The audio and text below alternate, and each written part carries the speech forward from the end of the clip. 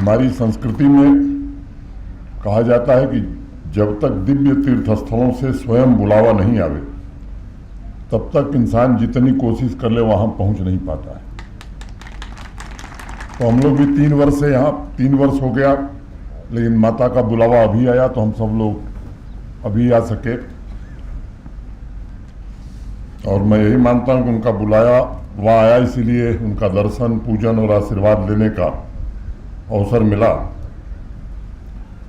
प्रार्थना भी हम सब ने की कि माता के संरक्षण में किश्तवाड़, जम्मू कश्मीर दिन प्रतिदिन तरक्की करे और यहाँ का हर नागरिक खुशहाल हो। सुनील जी जब भी मिलते थे तो पाडर आना बड़ा जरूरी है, जैसे लगता था कि पाडर के बिना सुनील जी का काम चलेगा नहीं। मैं सुखद संयोग मानता हूं कि मचैल माता का दर्शन भी हो गया और आप लोगों का भी दर्शन हो गया। अभी मुझे बताया गया कि 25 जुलाई से शुरू हुई इस यात्रा में अभी तक 1 लाख से ज़्यादा माता के भक्त दर्शन कर चुके हैं और मुझे उम्मीद है कि यात्रा के समापन तक की संख्या लगभग 2 लाख के आसपास जाएगी।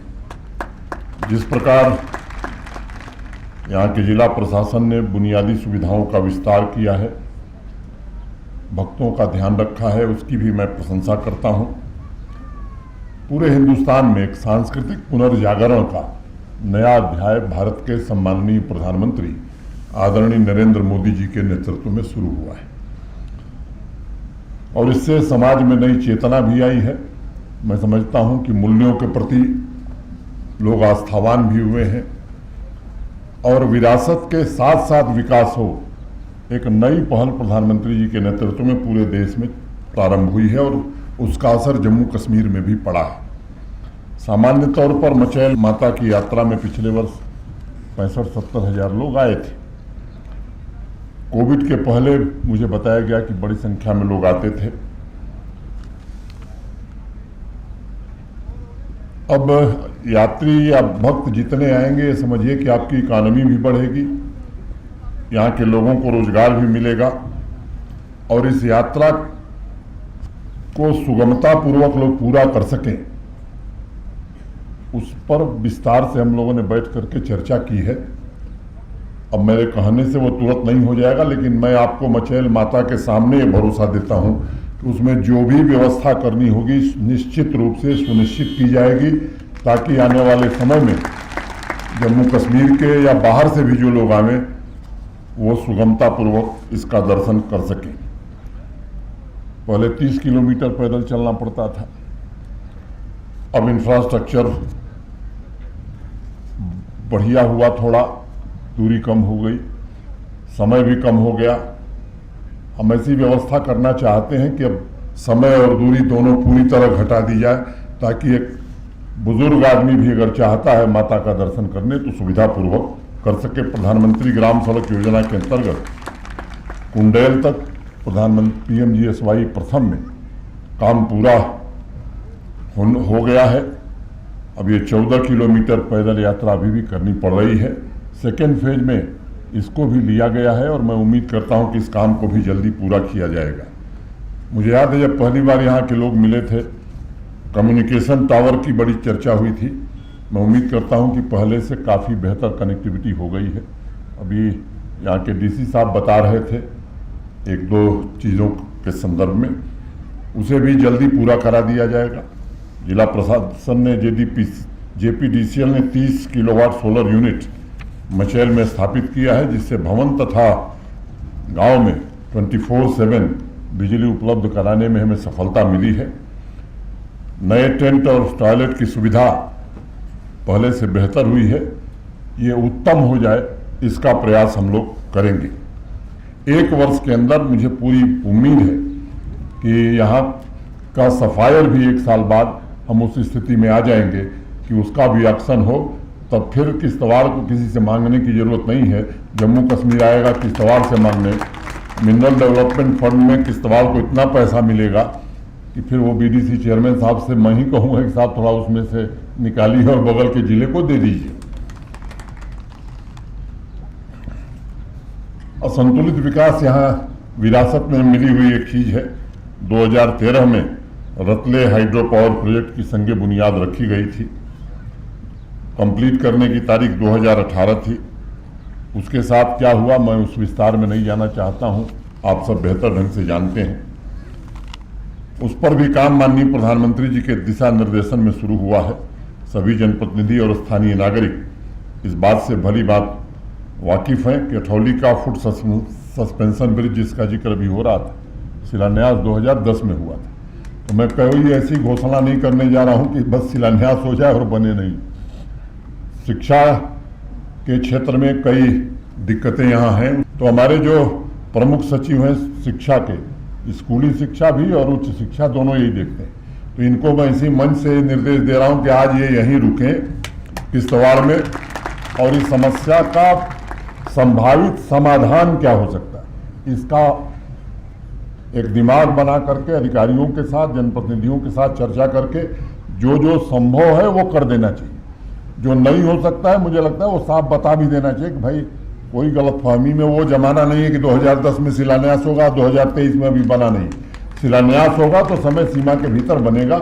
मुझे लगता है कि क्षेत्रीय आधार पर जम्मू कश्मीर में केवल पार्डर को ही आरक्षण मिला है और ये केवल और केवल भारत के माननीय प्रधानमंत्री जी के कारण हो सका है। बार बार वो कहते हैं कि सरकारी संसाधनों का पहला हक समाज में वंचित लोगों का है, पिछड़े लोगों का है, और इसके कारण मिल सका है। आज अनेक परियोजनाएं यहाँ पूरी हो रही हैं। पीएमडीपी के तहत 5 प्रोजेक्ट की शुरुआत हुई थी।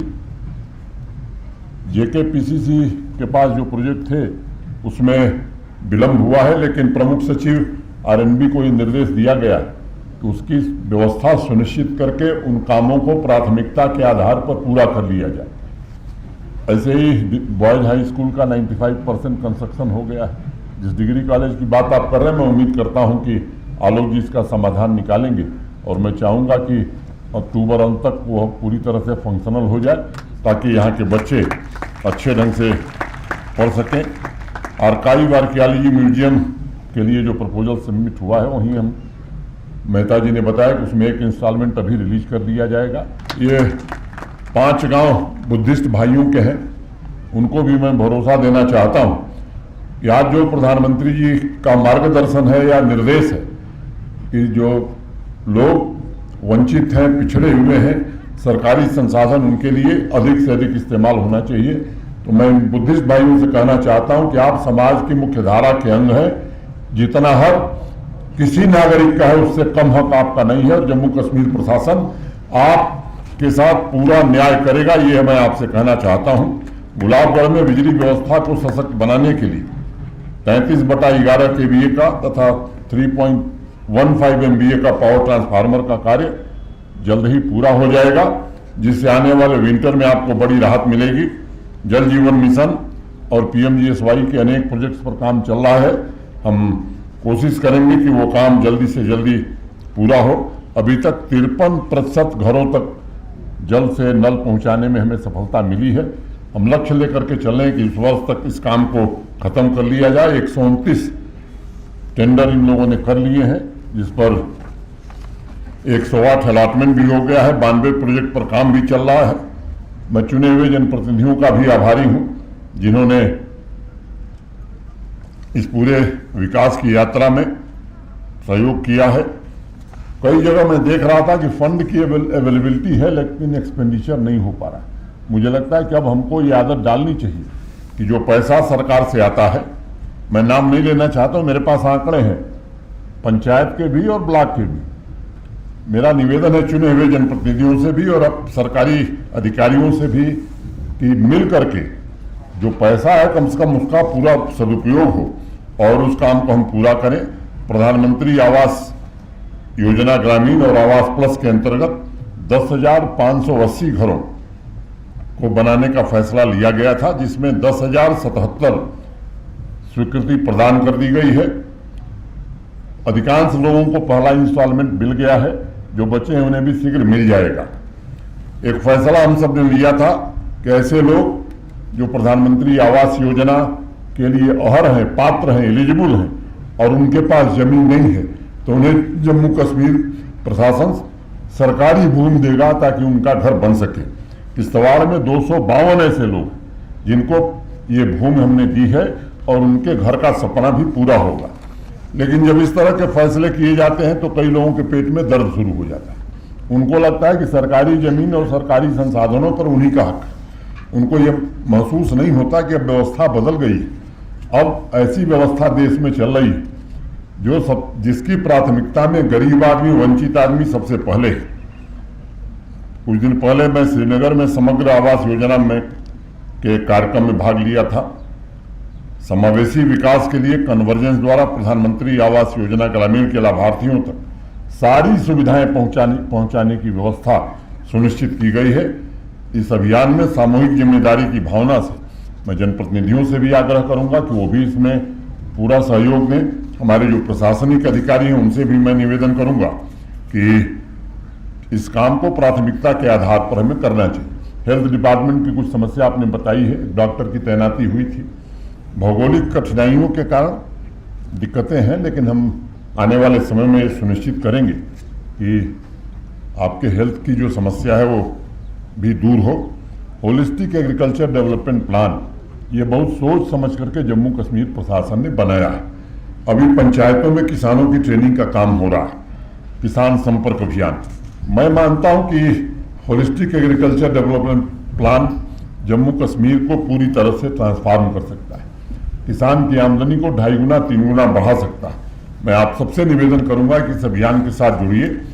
ये जम्मू कश्मीर के भविष्य को संवारने का सबसे बड़ा अभियान मैं समझता हूं कि प्रशासन ने शुरू किया है, और मुझे लगता है कि आने वाली कई पीढ़ियों के लिए कुछ योजनाएं ट्रांसफॉर्मेशनल साबित होती हैं, और होलिस्टिक एग्रीकल्चर डेवलपमेंट प्लान उसी में से एक है।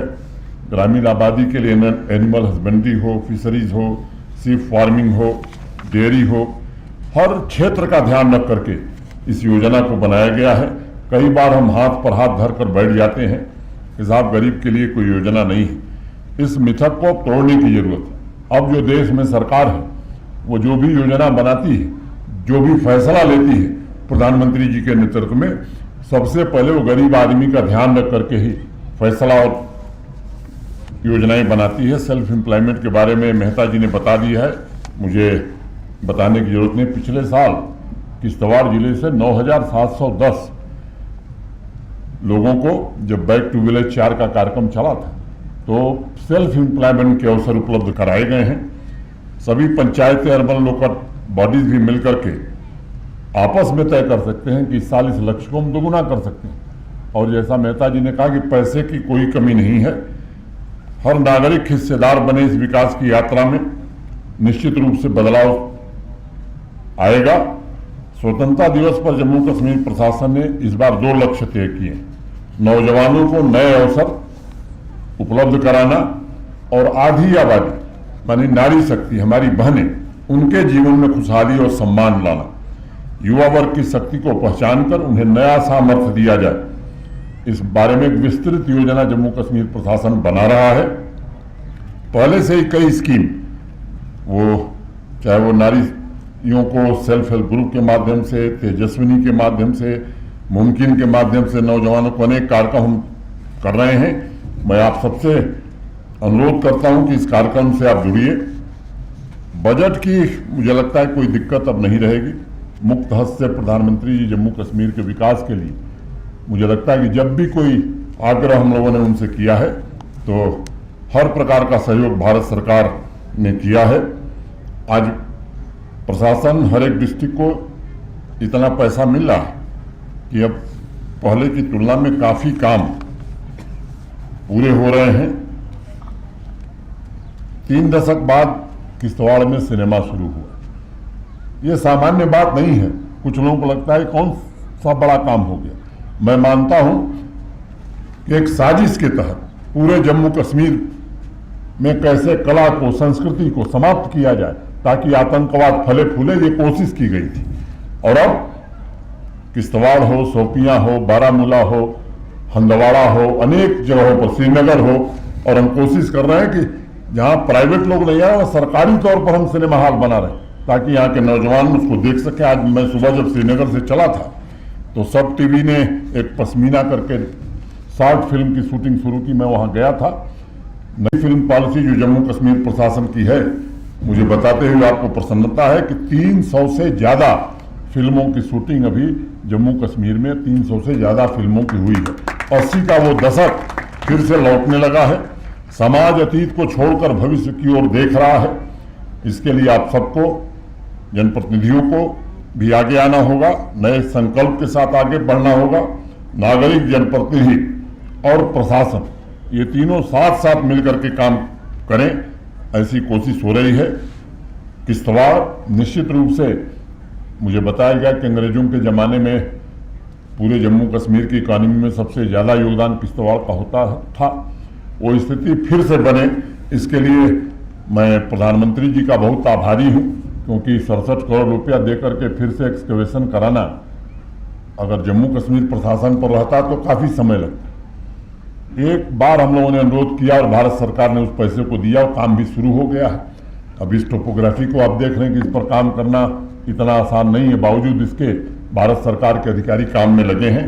और जो मुझे सूचना उन लोगों ने दिया है, भारत सरकार के जो सचिव हैं माइनिंग के, उन्होंने कहा कि साहब 1 साल में इस काम को हम लोग पूरा कर लेंगे और तब मैं समझता हूँ कि यहाँ की इकॉनमी भी बदलेगी, रोजगार के अवसर भी आएंगे। और फिर अगर मैं रहा तो आप लोगों के पास मांगने भी आऊँगा कि थोड़ा बगल के जिले के लिए भी कुछ इंतजाम करिए।